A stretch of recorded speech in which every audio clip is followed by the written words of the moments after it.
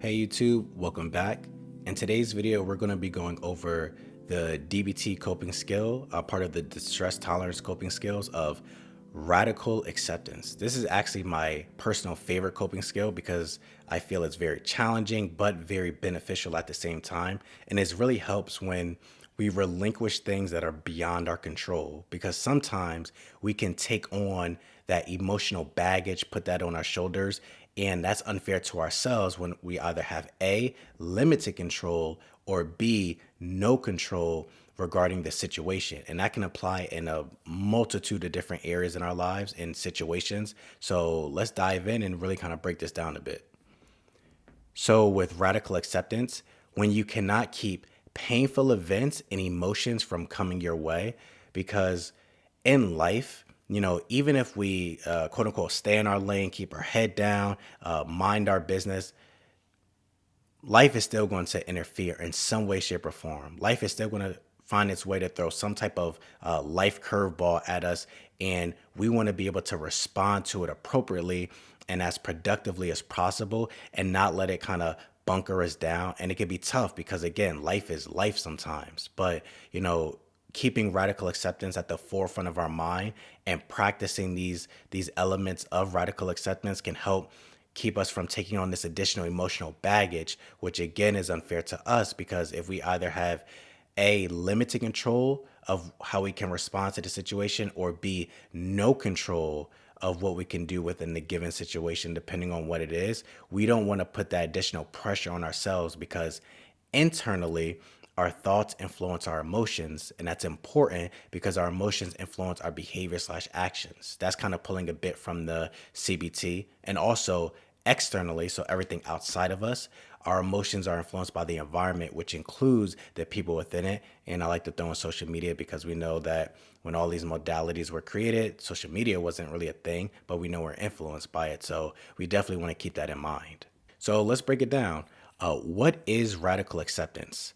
Radical means all the way, complete and total. It is accepting in your mind, your heart, and your body. It's when you stop fighting reality, stop throwing tantrums because reality is not the way you want it, and let go of bitterness. So, again, this is my personal favorite coping skill because it can be very challenging, but also very rewarding the more and more we implement it into our lives, especially if fighting reality is something that we tend to do. When it comes to fairness, you're absolutely right. Life is not fair. If you perceive life to be unfair, you're absolutely right. Life is either being unfair in our favor or not in our favor. So, to use an extreme example, being born into a billionaire family technically isn't fair. It's just in that person's favor for those who happen to be born into a billionaire family. Being born into a not so billionaire family technically isn't fair. It's just not in that person's favor. And then, of course, we can mix around the details and everything. But we know life's not fair. It's just in or not in our favor. So we want to make sure that we can respond to it appropriately. When we talk about the tantrums, we may not be kicking and screaming and rolling around on the floor for not getting what we want. I mean, we might. But think about, your version of a tantrum, right? Do you shut down? Do you resist? Do you not do a certain behavior that's productive for responding to the situation? That could be our form of a tantrum. And when they go, again, looking at number 2, it is accepting in your mind, your heart, and your body. That's all the way 100%. If we say that, oh, I accept this situation 99.999999999%, what about that small piece that's lingering in the back of our mind? Because eventually that can come to the forefront of our mind and cause some resistance to accepting whatever the situation may be, whatever the scenario may be. Again, especially if we either have limited control or no control over the situation, depending on what it is. This isn't to say To use an example of like, oh, I have an exam coming up or I have a work assignment coming up. I'm not going to prepare for it. I'm gonna just get whatever I get on it. It's like, no, no, no. Like we definitely have some influence over that, which would be studying, preparing.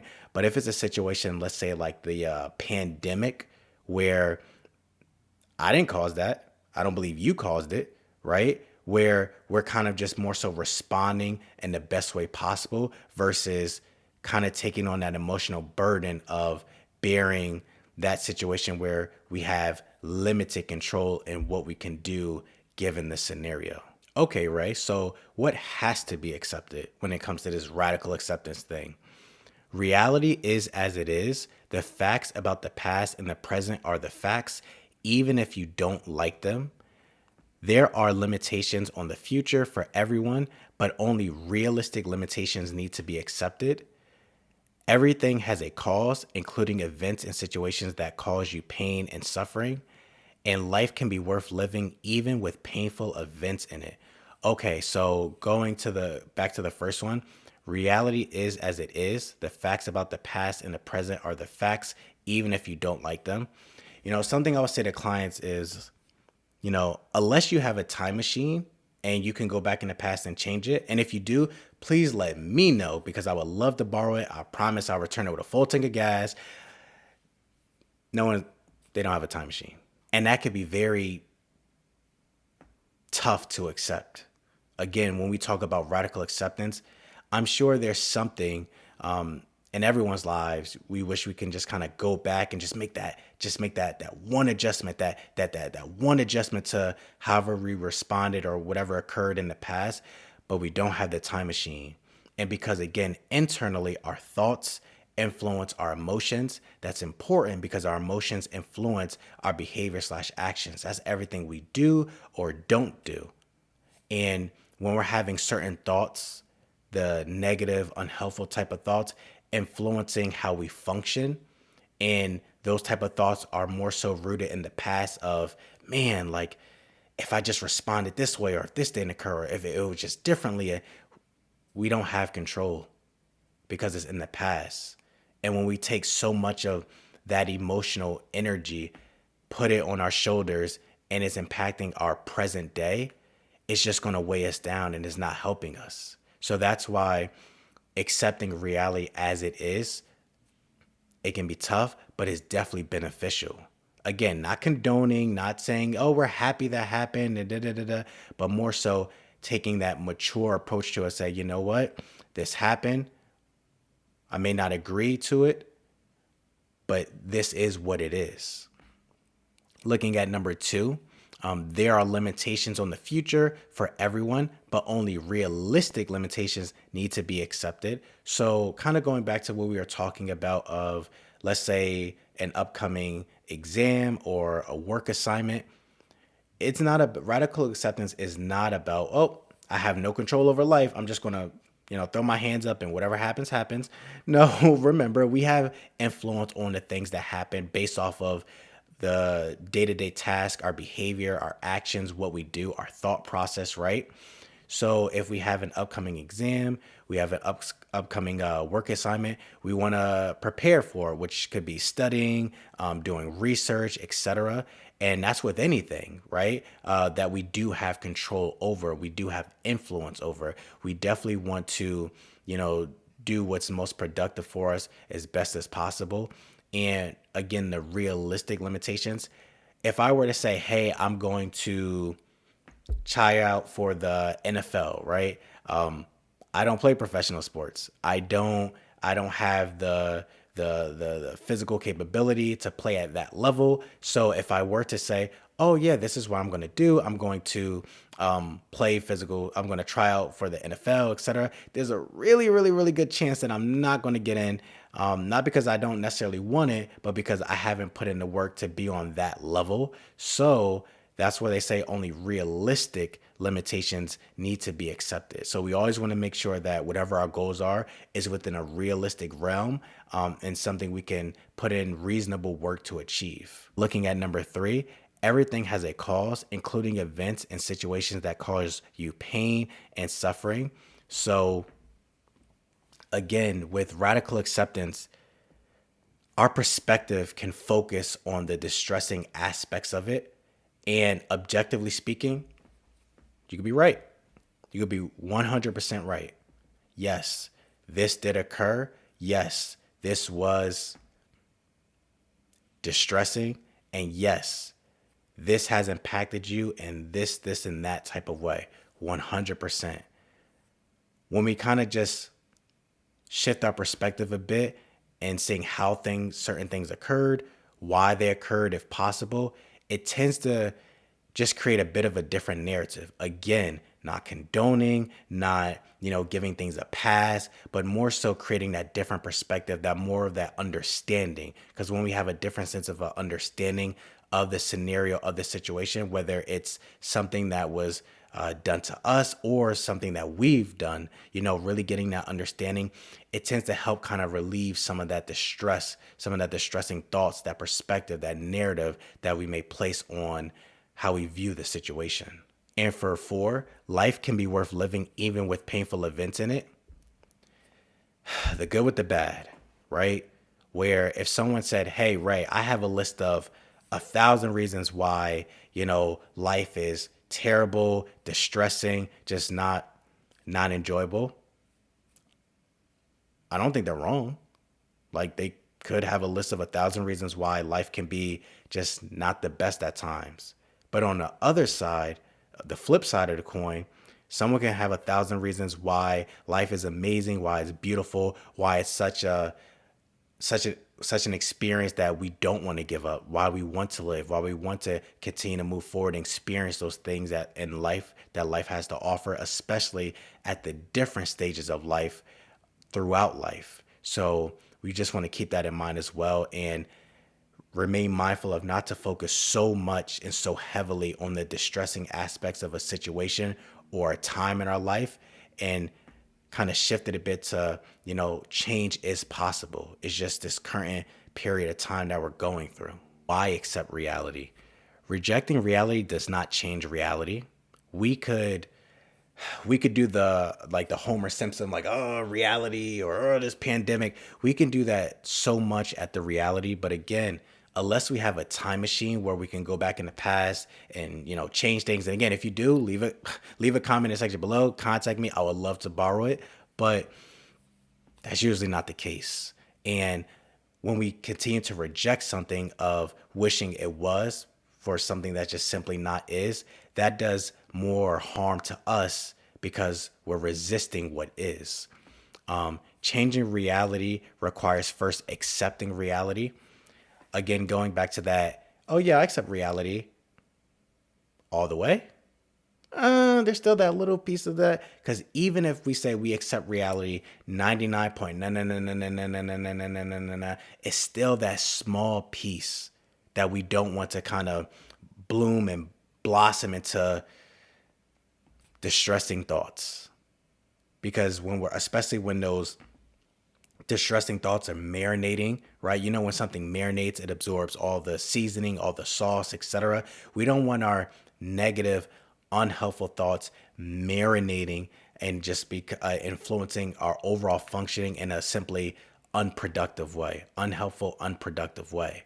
And it's not about being right or wrong. Again, you could objectively be right about everything that you could be thinking or speaking to, but it's more so we want to focus on things that's going to be positive and productive for our current situation to create the life that we desire more so.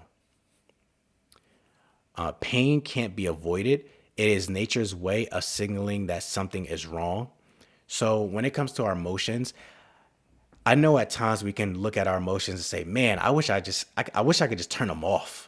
Right? Like, I don't want to feel that. I don't want to feel those uncomfortable, distressing emotions. I don't want to feel those things that just make it tough to kind of flow through life.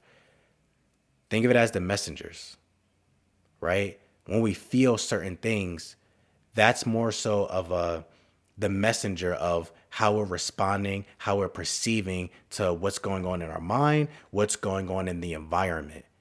And we want to be able to kind of process those emotions in an effective, productive manner, and then see if we're kind of perceiving things to be accurately or if we're perceiving them more so in an inaccurate way. Looking at number 4, rejecting reality turns pain into suffering. So if you ever, wonder, hey, what's the difference between pain and suffering?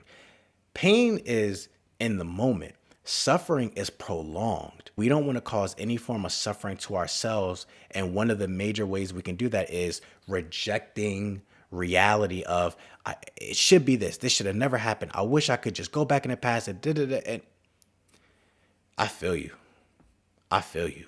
But we don't have that option. Again, unless we have a time machine, absolutely. Fill it up with a tank of gas, go back in the past, fix, correct, adjust whatever, needs to occur. But we don't have that option. And we can kind of marinate in those distressing thoughts that can, again, internally influence our emotions, and how we feel tends to influence how we behave/act. So we want to be mindful of that. Looking at 5, refusing to accept reality can keep you stuck in unhappiness, bitterness, anger, sadness, shame, or other painful emotions. Depending on the thing that we may be, really thinking about, that it's tough for us to kind of shake. It's tough for us to kind of shift our perspective. Something I say to clients is so much logic that it hurts, right? Where you can be objectively right about a situation, where you can say, no, no, no, Ray, listen, this did occur, no fault of my own. And as a result of this event, this situation occurring, this has impacted me and my life in this way, and that way.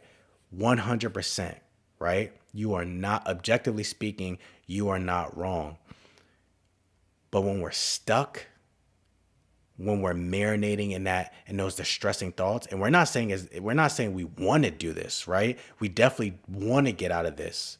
It can be tough because now we're experiencing those real uncomfortable emotions of some of them have they listed here of unhappiness, bitterness, anger, sadness, shame, or whatever the painful emotions are. So we definitely want to do our best to kind of shift our perspective, our frame of mind, and not marinate on those distressing thoughts. We're not saying forget about it. We're not saying, oh yeah, it's fine what happened. And yeah, we want to be able to shift our mind from that. It's one thing to acknowledge. It's one thing to process.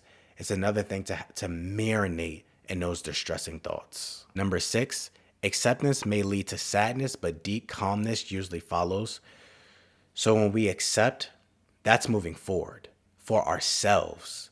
Because again, when we're stuck in that mind frame, it's tough to move forward in life because our emotions, those thoughts are influencing our emotions, which are influencing our behavior/actions. And whatever the details are of those thoughts, that's helping to influence whatever mixture of those emotions are, right? We could be feeling a mix of the unhappiness, the bitterness, the anger, the sadness, the shit, right? A whole mix of emotions that can make it very tough and make life feel like quicksand as we go through life. And that's not exactly helpful for us. So we definitely want to be able to, as tough as it can be, accept it so that we can live a more desirable life for ourselves. Number 7, the path out of hell is through misery. By refusing to accept the misery that is part of climbing out of hell, you fall back into hell. So someone may look at this or hear this and say, wow, that seems pretty extreme. Let's ask ourselves, those events that we may be thinking about, would you describe it as a hell? And if so, even when we look at it in terms of therapy, right? When we go to therapy, we may say like, hey, we may not know about this mental health world until we know about this mental health world or participated in therapy services, etc. And if someone were to say like, hey, do you want to go and talk to a stranger about, some very heavy stuff you may have never even talked about with people in your personal life? No, that doesn't exactly sound like Disney World, right? But we acknowledge the benefit of it, of meeting with a trained clinician, an objective party, someone that's, trained in recognizing thought patterns, understanding emotions, identifying behaviors, and able to help you kind of process those emotions and process what's been going on in your mind and how you're perceiving certain situations. And educate us on healthy coping skills so that we can empower ourselves to be able to respond to life in a more appropriate, a more beneficial, more productive manner. We want to be able to do that. And when we're going through our version of hell, it's tough, right? Because talking about those things can be not exactly the most comfortable. But we also acknowledge that it's needed, because when we keep everything bottled up, what happens when you keep things bottled up? We shake it, shake it, shake it. And the moment you go to twist it just a little bit is the shh. And then it may come out like a volcano. So, while it can be tough, it can be challenging, talking about some of these things, processing some of these things. Once we go through it and we're addressing these things in a healthy, appropriate manner, we tend to get, more productive outcomes versus keeping those things bottled up or responding to them in unhealthy manners or the unhealthy forms of coping. Okay, so now let's look at some of the factors that interfere with radical acceptance or accepting reality. So radical acceptance is not, not approval, compassion, love, passivity, or against change. So again, when we radically accept something, this is not to say, oh yeah, I approve of what happened. Oh yeah, compassion, love. Oh, I'm great. No, no, no, no, no. Radical acceptance is about taking that mature outlook on the situation, not throwing whatever version of a tantrum we may throw. Again, objectively speaking, you may not be wrong. You may not be wrong, objectively speaking. But we also know we don't have that time machine of changing it. We are not able to do that Thanos snap or just change reality. If we can, by all means, but we're not exactly out there with the gauntlet, getting those infinity stones and making our own reality. So because of that, we don't want to marinate in the distress for our functioning. We want to become the best versions of ourselves and for the people that we love and care about in our lives. So radical acceptance is not not approval. It's not compassion. It's not love. It's not passivity or against change. This is taking that mature approach to accepting what occurred and doing what's in our control to improve the situation for our lives. And that could possibly mean going to therapy, depending on what that may be. Some more of the factors that interfere with acceptance are you don't have the skills for acceptance. You do not know how to accept really painful events and facts. Two, you believe that if you accept a painful event, you are making light of it or are approving of the facts, and that nothing will be done to change or prevent future painful events. Three, emotions get in the way. So unbearable sadness, anger at the person or group that caused the painful event, rage at the injustice of the world, overwhelming shame about who you are, guilt about your own behavior or other, because it could be something else not listed here. That self-awareness is important, and being honest with yourself. I always say there's three people in the world you shouldn't lie to. Your doctor for health reasons, your lawyer for potential livelihood reasons, and the third person is yourself. And, whenever we lie to ourselves, we're not painting and we're not perceiving reality in an accurate way. And we're not talking about lying to ourselves where, like, for example, I'm 5'10". We're not saying like, oh yeah, I'm like 6'5", and we're not 6'5", and things of that nature. We can quote unquote lie to ourselves in other subtle ways where we may say, I don't have a problem. And that could be potentially harmful if, and indeed there is a problem that we don't want to really acknowledge, because it could be too painful to acknowledge. And we really, really, really want to do our best to kind of accept what is. Again, acceptance is not condoning. It's not the compassion. It's not any of that. It's having that mature outlook on what happened and doing what's productive in the situation. If we're lying to ourselves and we're perceiving something in an inaccurate way, we're unable to address it in an accurate, appropriate way, because the reality that we're perceiving, that's not the accurate reality. So we're not addressing the true situation that would be to our benefit. So we really want to keep that in mind. Okay, right? So we just went over radical acceptance. How do we practice this radical acceptance so that we can accept reality? Practicing radical acceptance step by step. So Observe that you are questioning or fighting reality, such as it shouldn't be this way. So, right off the bat, we want to understand where we're at and see if kind of do a self check for ourselves. Are we resisting reality? Are we kind of doing the Homer Simpson, like, oh, it shouldn't be this way? Do that self check for ourselves. Remind yourself that the unpleasant reality is just as it is and cannot be changed. This is what happened, and this is what it is. I know it can be distressing depending on what type of reality that may be. But again, the more we fight, the more we resist, it's not changing. Again, unless we have that gauntlet, that time machine, if we don't, that's going to leave us stuck. It's going to leave those thoughts kind of marinating. I wish it was this way. I wish it was that way. How about if only, if this is, remind yourself that there are causes for the reality. Acknowledge that some sort of history led up to this very moment. Consider how people's lives have been shaped by a series of factors. Notice that given these casual factors and how history led up to this moment, this reality had to occur just this way. This is how things happen. So with this one, again, it could be very challenging because, initially we may think, I don't care, like whatever, I don't care. This is what happened. This is how I was affected. This is how I was impacted. I don't care about, it just tends to, and again, the details definitely matter. Get that additional information of how did we get here? What events led up to this? And even if it was for another person, like what events led to this behavior? If you guys are familiar with that Netflix show You, where Joe, with his behavior, they have glimpses of the past where we kind of see how he got up to this point, right? It's not like he, just woke up one day and said, oh, I'm just going to act this way. No, there were some behaviors that kind of led up to him functioning how he did. So we definitely just want to have, if possible, that additional information just to see if we can shift our perspective, get a bit more understanding on things that it tends to alleviate some of that emotional weight that we can put on the situation. Practice accepting with the whole self, which is your mind, body, and spirit. Be creative in finding ways to involve your whole self. Use accepting self-talk, but also consider using relaxation, mindfulness of your breath, half smiling, and willing hands while thinking about what feels unacceptable.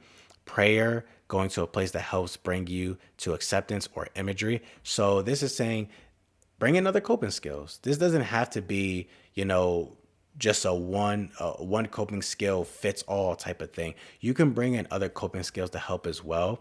And, again, when we talk about acceptance, this is all the way complete and total 100%. It's kind of like with apologizing a little bit, right? Like imagine if objectively speaking, we did something to someone like anything, right? Knocking over their water bottle accidentally or whatever it may have been, right?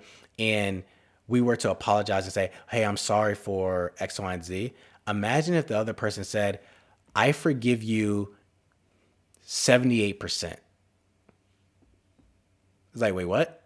And they're like, oh, I forgive you 78%. And it's like, what about that 22%? And they're like, no, I forgive you 78%. Right? It's like, what do you do with that? It has to be all the way total and complete, because if it's just that small piece, that's not full acceptance. And it does take time. We're not saying that it happens overnight, because again, depending on the events, the scenario that we may have in mind, it can be a process, right? So definitely be patient with yourself. Practice opposite action. List all the behaviors you would do if you did accept the facts. Then act as if you have already accepted the facts. Engage in the behaviors that you would do if you really had accepted it. So when I see this of opposite action, again, another DBT coping skills, we can bring in other coping skills. You know the saying, fake it till you make it. There's another extended part to that people tend to leave out, of fake it till you make it, as long as you're doing the work to make it, so you no longer have to fake it, which is putting in the work. So that way we're kind of programming ourselves to really kind of respond to the stress in a certain way. And that goes for essentially anything for that matter. We want to be able to respond in a more positive, more productive manner. We're not saying ignore, forget it, etc. We definitely want to address it in an appropriate manner. And doing these productive things, again, if we had accepted it, we're training our mind, our body, our spirit to act and respond in a way that we ultimately want to get to. And that's what we'll do throughout those daily practices, that those daily affirmations, those daily healthy forms of coping, processing our thoughts in a healthy manner, etc. So that's more so of what this is speaking to. Cope ahead with events that seem unacceptable. Imagine in your mind's eye believing what you don't want to accept. Rehearse in your mind what you would do if you accepted what seems unacceptable. So again, full self, especially the mind. We want to really be able to kind of build up what I like to call those mental reps. This is how we do those mental reps where we're training our mind, getting a greater control over our thoughts to really be productive in responding to these things. Because again, internally, our thoughts influences our mood. That's important because how we feel influences how we behave, which is our overall functioning. I'm in the mood to I'm not in the mood to what's being influenced by our thoughts, how we're perceiving things, how we're feeling about it, whether it's internally or the environment for that matter. So it's really important to build kind of like those mental reps. So keep that in mind. Attend to body sensations as you think about what you need to accept. Allow disappointment, sadness, or grief to arise within you. Acknowledge that life can be worth living even when there is pain. Do pros and cons if you find yourself resisting practicing acceptance. So again, these are some more things that we can do to implement while going through this process, because it's not exactly the easiest thing in the world, right? Especially when we have those challenging things that we have experienced in the past that we're really struggling to accept. We want to attend to the body sensations, right? Using maybe some grounding techniques, other forms of coping, deep breathing, meditation. It's okay to experience the emotions. Emotions aren't bad. Now, they can definitely influence our behavior / actions in not the best way at times.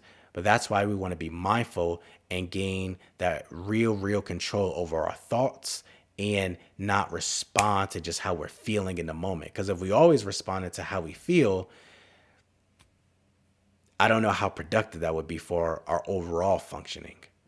And, when we acknowledge that, hey, DBT, right? Dialectical behavior therapy, more than one truth can exist. What do we get when we take a black square and a white square and we put them together?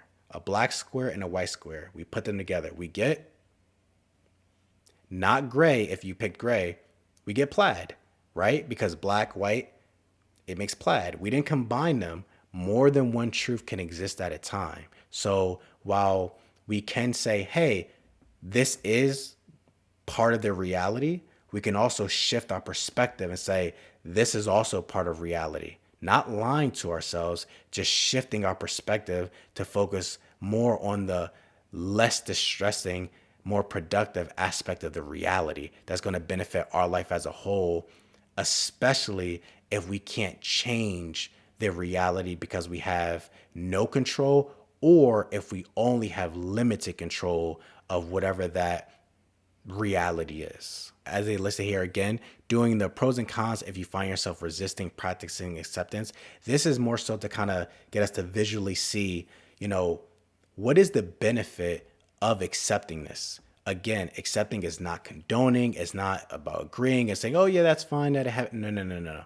This is taking that mature approach to what has occurred, and making that commitment to ourselves to do the most beneficial, productive thing to improve our life as a whole, and so we can live a more desirable life. Okay, thank you guys for tuning in. That was us reviewing the Radical Acceptance Worksheet. I put the link in the description below so that way you can click it, have access to it so you can practice the Radical Acceptance Coping Skill Worksheet as well. And don't forget to like, comment, and subscribe as I plan to come out with more content. And I hope to see you soon. Bye.